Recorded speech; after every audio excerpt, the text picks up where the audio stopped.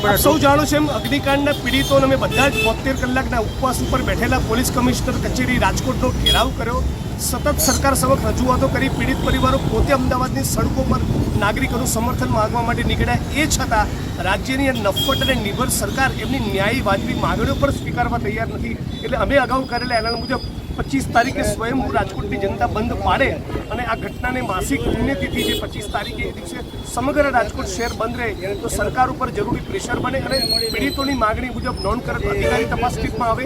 4 લાખનું વળતર વધીને 1 કરોડ થાય અને ફાસ્ટ ટ્રેક કોર્ટમાં કેસ ચાલે, મોટા મગરમચ્છ અને ભાજપના નેતાઓની ધરપકડ નહીં થાય ત્યાં સુધી અગ્નિકાંડમાં ન્યાય મળવાનો નથી. તો એવું અમને સ્પષ્ટ લાગે છે કે 25 તારીખે ડંકાની ચોટ ઉપર પણ સૌને હાથ જોડીને વિનંતી કરી રાજકોટ બંધ. બહુ સારો પ્રતિસાદ છે, સૌની લાગણી ધીરે ધીરે જોડાઈ રહી છે અને બધાનું કહેવું છે કે સાચો મુદ્દો છે આ મુદ્દામાં લડવું જ જોઈએ. સાંજ સમાચાર ફેસબુક પેજને લાઇક કરો, વિડીયો શેર કરો અને વધુ વિગતવાર સમાચાર માટે sanssamachar.net વિઝિટ કરો.